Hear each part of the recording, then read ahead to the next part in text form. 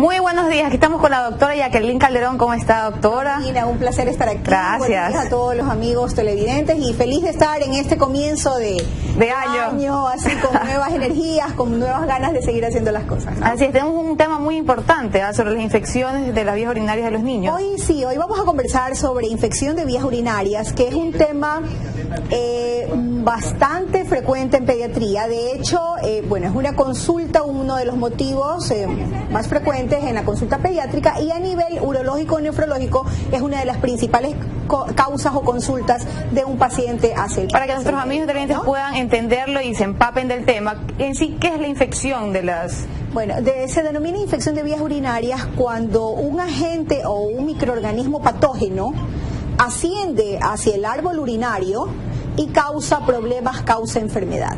Normalmente la orina, cuando se evacúa, cuando sale, normalmente la orina procedente del tracto urinario, riñones, vejiga, debe ser estéril, pero hay muchas ocasiones en que por varios motivos puede infectarse.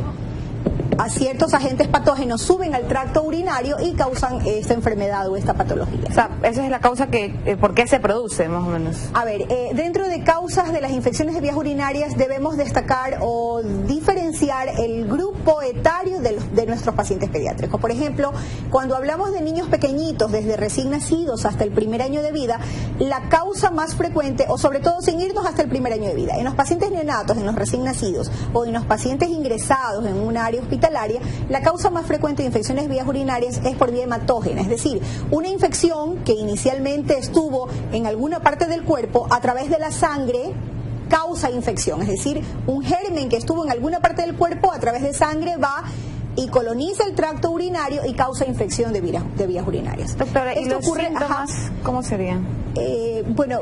Si quisiera un poquito más abordar los síntomas, en todo caso, como mencionábamos, en los chiquitos esta es la principal causa, vía hematógena, sobre todo en los niños neonatos y en los pacientes recién o ingresados en un ambiente hospitalario. Ya en los pacientes más grandecitos y sobre todo hasta etapa preescolar, la causa principal es por ascenso, es decir, contaminación del área periuretral a nivel de genitales, a nivel de recto ano, que los gérmenes ascienden o se van hacia la parte delantera, hacia la parte de genitales, y suben hacia el tracto de las vías urinarias causando infección. Ahora, hay que destacar que durante el primer año de vida es más frecuente esta enfermedad en los varones, en los pacientes de sexo masculino. ¿Quién diría, verdad? Así es. Y posteriormente, desde el primer año en adelante, es más frecuente en las niñas, ¿no?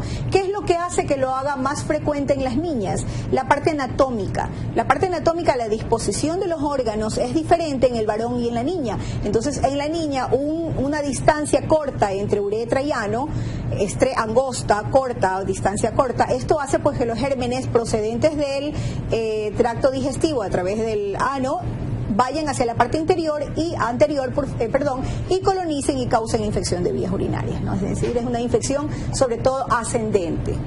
O sea, los niños que más están expuestos a estos son también los recién nacidos, ¿no? Ellos no tendrían... En neonatos, son pacientes inmunodeprimidos, sus defensas son bajas. En los pacientes hospitalizados es más frecuente la infección de vías urinarias, y como dijimos, es frecuente en los varoncitos hasta el año de edad. A partir del año de edad, 2, 3, 4 años, ya es más frecuente en las niñas por las condiciones anatómicas que estábamos mencionando, ¿no? Claro. Eso como puntos específicos para comprender un poquito más la enfermedad. Doctora, ¿y los síntomas para poder saber, ahí darnos cuenta? Claro, de hecho es una excelente pregunta, Romina. En los niños chiquitos, cuando nosotros atendemos a pacientes neonatos, recién nacidos, neonatos o en el primer año de vida, los lactantes, muchas veces las infecciones de vías urinarias no dan síntomas. Muchas veces es un niño que puede presentarse con vómitos o síntomas inespecíficos. O sea, puede no dar síntomas o puede confundirse o enmascararse con otra patología. Sin darnos cuenta, pues, ¿verdad? Y no ser clara una infección de vías urinarias, y el médico al abordar tiene que pensarla, diagnosticarla, descartarla, ¿no? Esto en los pacientes chiquitos. En los niños ya más grandes, en los que ya se manifiestan, en los que dicen a partir de 2 o 3 años, ya hay las manifestaciones típicas de la infección de las vías urinarias, como es dolor al orinar, que se llama disuria, urgencia miccional, es decir, el niño corre para orinar. Puede haber también estranguria, es decir, el niño va a orinar y orina de gotita en gotita. O sea, son síntomas típicos de la infección de las vías urinarias. O muchos pacientes, muchas niñas. Doctora, cuando la orina es de color bien... Puede estar más cargada. Más cargadita. Más un color más intenso. O las mamitas dicen, orina más cargado o tiene un olor más fuerte. Entonces hay que pensar en esto, ¿no? No siempre pudiera ser un paciente deshidratado, pero hay que pensar en esta patología. Doctor, ¿y cómo se diagnostica? Bueno, para diagnosticar esta enfermedad, básicamente el diagnóstico es clínico, ¿no? Es muy importante abordar al paciente, como lo mencionamos hace un momento también, de acuerdo al grupo etario, ¿no? En los pacientes chiquititos, que muchas veces van a consulta, hay pacientes que van muchas veces sin querer comer, o van por fiebre y nada más. Entonces uno tiene que hacer el abordaje respectivo del paciente y saberlo diagnosticar con la parte clínica, el examen físico y a veces apoyarnos de ciertos exámenes, ¿no?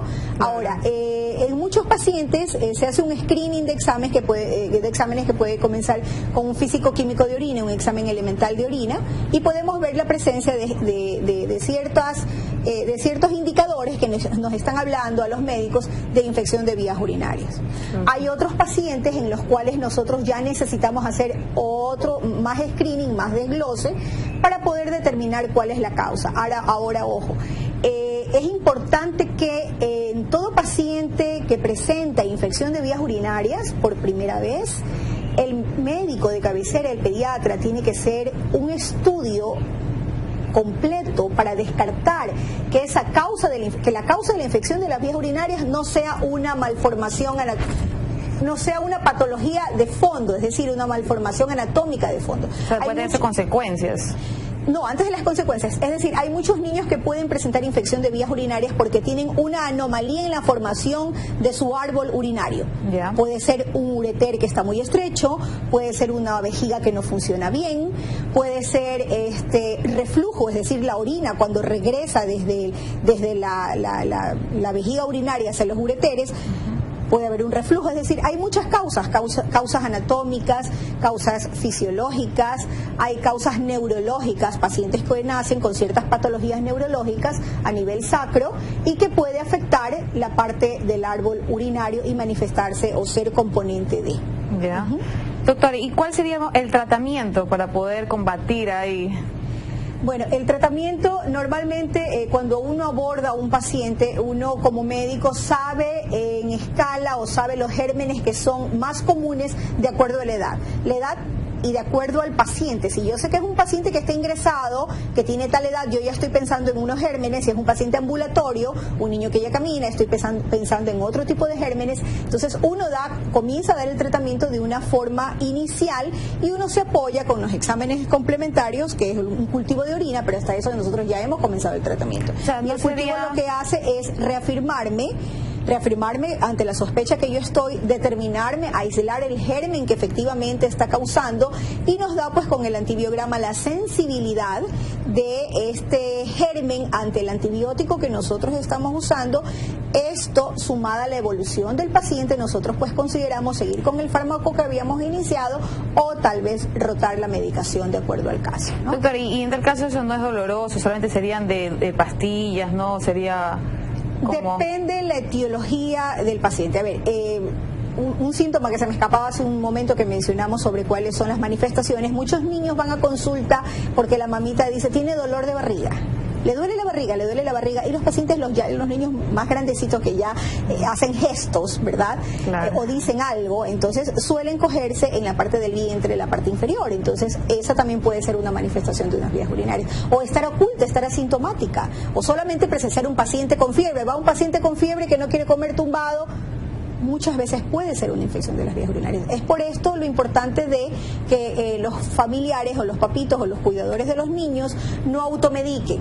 Hay muchos niños que llegan a la consulta ya automedicados y cambia o se enmascara el cuadro y a veces ya la circunstancia es distinta, ¿no? En todo caso, como en toda patología, como en todo caso, yo siempre recomiendo y todos los médicos recomendamos no automedicar a los niños, sino que ante síntomas o ante manifestaciones del paciente, tiene que ser valorado por su pediatra de cabecera para poder llegar a un abordaje adecuado. ¿Y complicaciones que puede haber, doctora? No, ¿verdad? Las complicaciones no, de hecho sí, sí, definitivamente las complicaciones dependen de varios factores, ¿no?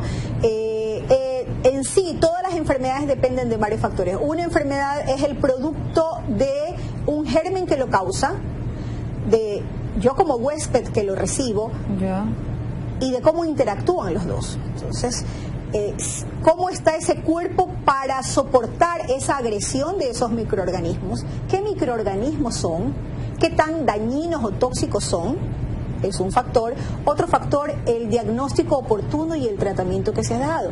Cuando son niños que han sido diagnosticados de forma adecuada, dada un diagnóstico a tiempo adecuado, por el tiempo adecuado, son niños que van a tener una buena evolución. Ahora, ojo, hay pacientes que no es infrecuente ver niños que acuden a consulta, muchas veces por primera vez, en mi caso hablando de mis niños, que es un abordaje por primera vez que yo tengo con mi paciente y que han tenido clínica o que han sido diagnosticados de infección de vías urinarias varias veces en su vida y no han tenido todo el screening que deberían haber tenido, ¿no? O sea, muchas veces pasa que el niño va o las madres automedican. Entonces, ¿qué pasa? Van a la farmacia o le dan el remedio que al ñañito cuando tuvo X patología le hizo bien, le dan el medicamento, enmascaran el cuadro, tal vez se cubre por un tiempo, pero el problema sigue. Entonces el paciente sigue y sigue con infecciones de vías urinarias. Ese paciente, solo con ser una primera infección de vías urinarias, uno tiene que abordar de una forma más completa lo que mencionamos hace un rato para descartar que solo sea producto de contaminación y que no sea causa de que en ese niño hay algo anatómico, hay una anomalía, hay una malformación o hay algo que no está funcionando bien en su cuerpo, que sea la causa de que se presenten las infecciones de vías urinarias, ¿no? Claro. Ahora, si bien, como lo dijimos hace un rato, es frecuente en los chiquitos, ya en los más grandes disminuye un poco la frecuencia, y esto está en relación con que a medida que los niños crecen, las niñitas o los niñitos pues ya comienzan a asearse de una forma más adecuada, ya van creciendo, entonces tienen un poco más concientizan un poco más cómo debe ser el aseo de sus genitales, ¿verdad? Doctora, ¿un pronóstico o una evolución que se pueda dar en el proceso? Sí, el pronóstico depende de la causa, del origen de la infección de vías urinarias. O sea, una de ellas depende el pronóstico depende de varios factores, diría yo. Una, de qué paciente me llega a mí. Si es un paciente que recién debuta con una infección de vías urinarias y se hace el abordaje correcto y no hay se hace el screening y no hay nada anatómico, no hay una enfermedad de fondo, la evolución es buena y el pronóstico es bueno porque se está dando un tratamiento adecuado. Igual ese chico, ese niño, uno tiene que llevarlo a control, seguirlo a control, hacer un no se puede dejar ahí, no se puede perder. Eso hay que recalcar a la mamá. Este niño tiene una infección de vías urinarias, yo voy a descartar si hay algo más de fondo, regrese a consulta con los exámenes que le estoy dando, una vez que viene, descarto si hay o no hay algo más, una patología agregada, de no haberla igual a cito a control, porque es un paciente que ya tuvo una primera vez y tengo que ver su evolución. O sea, puede también cuando ya se cure volver a retomar o no. Cuando son pacientes, sí, Romina, excelente tu pregunta. Cuando son pacientes que tienen un problema de base, imaginemos que haya una estenosis del ureter, que es el conducto que lleva la orina desde los túbulos que llevan la orina desde el riñón hacia la vejiga, ¿verdad? Si hay algo que está funcionando mal, o sea, que no está bien formado, si yo tengo algo que no está bien formado, no va a funcionar bien. Entonces, si hay algo que está anatómicamente mal, hay una anatomía patológica, una estenosis por algún motivo, o si no es anatómico, como ya lo dijimos, funcional, neurológico, y no se llega al diagnóstico, porque la infección de vías urinarias no es solamente tratar la infección, curarla, no, sino que ver qué hay detrás de ello. Si es un paciente que hay muchos niños que han sido tratados por infecciones de vías urinarias y solamente se trata la manifestación. De pronto la infección de vías urinarias es el rebose, es la gota que derrama el vaso. Es lo que se logra ver, pero ese niño hay que hacer un estudio minucioso para determinar por qué ese paciente está haciendo infección de vías urinarias a repetición, y en ese caso habrá que tratar la causa, y el tratamiento terminal o el tratamiento definitivo va dependiendo a la causa que está originando esta enfermedad o complicación. Porque imagínense que se lo trata pero no se cura y sigue y no se sabe por qué. En todo caso se estaría haciendo algo solamente paliativo, se da tratamiento de la infección de vías urinarias, pero de pronto es un niño que tiene una malformación, entonces es un niño que va a mejorar ahora y va a seguir y va a seguir. No es infrecuente, como se lo decía, ver en la consulta pacientes que a veces uno los ve por primera vez y que ellos dicen, y muchas veces la mamita lo pueden tomar hasta como normal. No, es que mi hijo siempre sufre de infección de vías urinarias, es como si dijésemos, algo serio. Como si dijésemos siempre tiene gripe, entonces no es así. Entonces ese niño con mucha más razón tiene que ser estudiado, tiene que ser un abordaje completo para determinar qué hay detrás de esa infección de vías urinarias, y el tratamiento irá destinado hacia qué es lo que está originando, porque las consecuencias que pueden haber de una infección de vías urinarias no bien tratada o muy recidivante es que los gérmenes que producen esa infección de vías urinarias, que en los niños grandes ya lo dijimos que es contaminación de materia fecal, Escherichia coli es el germen que está a la cabeza que causa infección de vías urinarias a los niños. Ese germen, esa infección puede subir, puede ascender. Entonces asciende el tracto al tracto del árbol urinario y puede llegar hasta riñón. Una vez que llega a riñón puede causar más daño, más consecuencias, tanto así que puede llegar a largo plazo a una insuficiencia renal. Doctora, ¿sí puede llegar eso? Puede llegar cuando son pacientes... Sí, y si no se cura, bien. Por supuesto, si no hay un diagnóstico, un tratamiento oportuno y un abordaje oportuno del paciente de determinar si es un paciente que tiene alguna malformación que necesitase una cirugía, el tratamiento será la cirugía. Pues habrá que... Claro. Es un paciente, de hecho es un paciente multidisciplinario que tiene que ser abordado por su pediatra de cabecera. Tiene que ir el urólogo, porque habrá que hacer exámenes complementarios, y pues dependiendo de la enfermedad o el cuadro de fondo, hay pacientes que necesitan cirugía dependiendo de la causa, si es quirúrgica. Entonces es todo un equipo médico que tiene que estar al pie de la cabecera en determinados casos. No siempre, pero en todo caso cuando son niños que no son bien tratados, que no son bien diagnosticados y la infección se repite, muchas veces no varias veces, depende del germen. Hay gérmenes que en uno o dos procesos son tan agresivos que pueden subir hasta riñones y causar daño en el riñón. Entonces hay que estar pendiente de que una infección en niños urinaria es terrible, no es cualquier cosa. Así es, toda infección de vías urinarias merece su respectiva atención y su abordaje con su médico de cabecera del paciente. Doctora, y a todas nuestras mamás televidentes, a todos nuestros televidentes también que están ahí viendo, ¿qué recomendaciones usted nos da para tratar y parar ahí las recomendaciones generales? Bueno, en forma general, si hablamos ya de que en los niños más grandes una de las principales causas es la contaminación, pues estar muy pendiente de la mamá cuando los niños son chiquitos de la forma que se lo hacía, ¿no? Comenzando desde la mamá. Se puede observar con relativa frecuencia, depende también de cómo la mamita haya sido instruida en cómo tiene que hacer la limpieza a la mamá, a su bebé, en que esa limpieza tiene que ser de una forma adecuada. Eso cuando son chiquitos dependen básicamente de la mamá. Ya cuando van creciendo la mamá tiene que estar pendiente, y cuando ya son más grandecitos los niños solitos, pues hacen sus necesidades básicas y hacen su propia limpieza.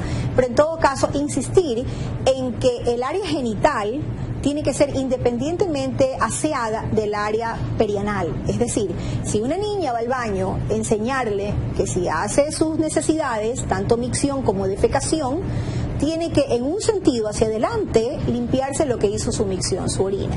¿Ya? Y la defecación tiene que limpiarse en otro sentido, desde la parte de su recto ano hacia atrás, porque es muy frecuente que las chiquitinas van al baño, hacen sus necesidades y lo que hacen es arrastrar desde atrás hacia adelante los gérmenes. Imagínese eso. Entonces allí es donde viene la contaminación, pues que ocurre en los niños chiquitos, ¿no? Entonces, doctora, ¿y los jabones para las niñas, algo? No, puede ser, no hay... existe un jabón, lo más favorable es un jabón suave de bebé, que es lo que se recomienda hacer la limpieza. El jabón de leche es un pH adecuado. Ahora, existen ciertos antisépticos que se utilizan para limpieza del área genital que deben ser utilizados por un periodo corto, no tan prolongado, igualmente en las mujeres adultas o mayores, porque tienden a cambiar el pH normal del área y más bien es causante de desencadenar más bien infección. Claro. ¿No? Igual estamos súper claros, excelente doctora, yo también me instruí ahí. Las personas que deseen llamar y consultar a la doctora, hacerle una pregunta, ya saben llamar al 282-333 y también a entrar a la página para que puedan ver todas las informaciones del día de hoy, www.buenosdiastv.tv. Ahí las tenemos en la pantalla. En el Twitter también nos encuentran como @buenosdiastv. Ahí está la del Facebook, lo están viendo en la pantalla, www.facebook.com Buenos Días TV. Ahí pueden dejar sus recomendaciones, sus preguntas, sugerencias y también poner me gusta para que pertenezcan a la página de Buenos Días. Tiene que poner me gusta. Por supuesto, tienen que ser parte de nosotros. Y también no se olviden de llamar al 282-33 si tienen alguna consulta con la doctora, preguntarle recomendaciones. Aquí está, ya saben, llamar al 282-333. ¿Tenemos una llamadita? No. Ya saben, también no se olviden también de visitar a nuestra página para que puedan dejar sus comentarios, sugerencias en la página del Facebook, www.facebook.com Buenos Días TV. Esperemos una llamadita, doctora, ahí para que nos consulten. A las órdenes, estamos dispuestos a ayudarlos como todos los martes aquí. Hermoso poder compartir con nuestros amigos televidentes en como todos los días de fin de año, Romina. Espectacular, espectacular, doctora. Hay que cuidarse nomás para no engordarse, pero bueno, eso es difícil. Como Elena mencionábamos, vísperas al fin de año, pues enero a sufrir todo lo que comimos en diciembre. Sí, ahí tenemos una llamadita. Perfecto.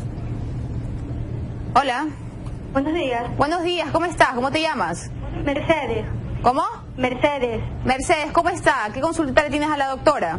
Ay, mire, lo que pasa es que ¿a qué se debe cuando se hincha el pene de los niños? Ya, ¿qué edad tiene el bebé? Tiene 2 años.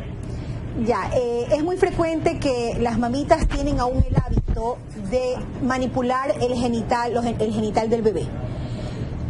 Hay la creencia aún de que desde que nace yo tengo que manipular el prepucio, hacerlo bajar para que ya quede descendido, y esto es contraproducente. Es una de las causas más frecuentes en que exista una infección, que es lo que señala nuestra amiga, que se llama balanopostitis. Es la infección del prepucio glande en el varón en un paciente no circuncidado, ¿no?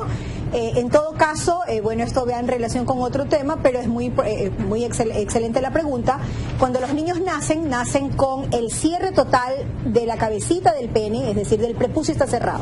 Pero eso es una fimosis normal, un cierre normal, que conforme el niño va a ir creciendo, ese prepucio solito va a ir descendiendo. Va a ir no hay que estarlo manipulando. No hay que manipular, y es bastante frecuente que una de las causas por las cuales los chicos llegan con balanopostitis a la consulta es precisamente porque la mamá o el familiar o la abuelita estuvo intentando bajar la cabecita de su genital, porque dicen que eso aún está cerrado. Doctor, ¿y eso duele?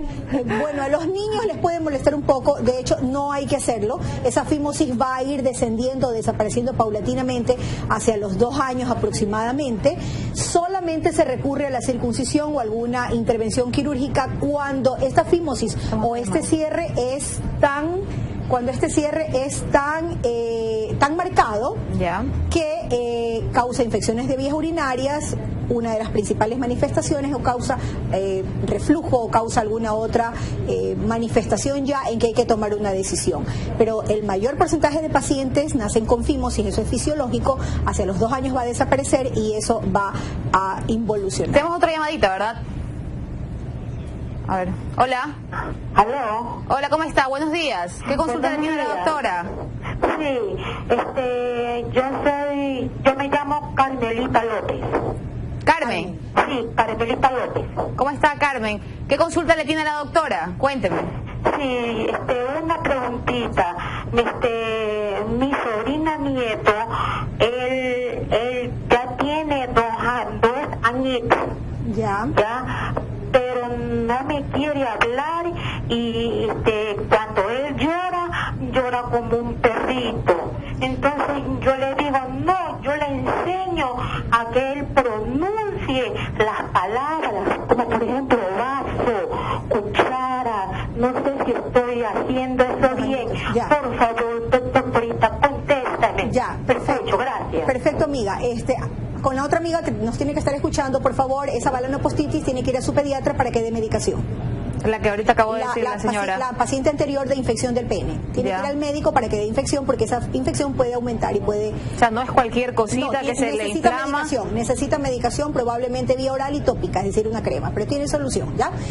A nuestra amiga que nos llamó, un niño que no habla es un niño que... Hay que hacer un estudio, o sea, algo está pasando. Yo a larga distancia no puedo saber qué está pasando, pero tiene que ser abordado por su pediatra de cabecera para que descarte que hay una causa orgánica por la cual él no hable. Muchos chicos no hablan porque no escuchan y no nos damos cuenta a los 2 años que ese niño no escucha. Entonces, tiene que ser valorado por su pediatra para que haga un screening. Muchas son las causas. Falla en la audición, problemas psicológicos, son muchas las causas. O sea, a larga distancia tiene 2 años ya ese chiquitín que nos decía nuestra amiga. Entonces, es un paciente que no habla a los 2 años, algo está pasando, no es normal, algo está pasando. Entonces, definitivamente tiene que acudir a su médico de cabecera para que descarte una causa orgánica y que en caso de no ser orgánico, necesitar otro tipo de asistencia, pueda darle la conducción adecuada a nuestro niño, ¿no? Hay que estar ahí pendientes, doctora, porque no es cualquier cosita, porque a veces uno dice no habla y siempre lo toma a la ligera. Yo siempre le digo a los papitos, o en forma general, a pequeños problemas, soluciones pequeñas. Es decir, no dejemos que los problemas aumenten y crezcan, porque el problema aumenta y el tratamiento va a ser más grande y más costoso. Entonces, pequeños problemas, rápidas soluciones. Vamos a un corte y ya regresamos con más de Buenos Días.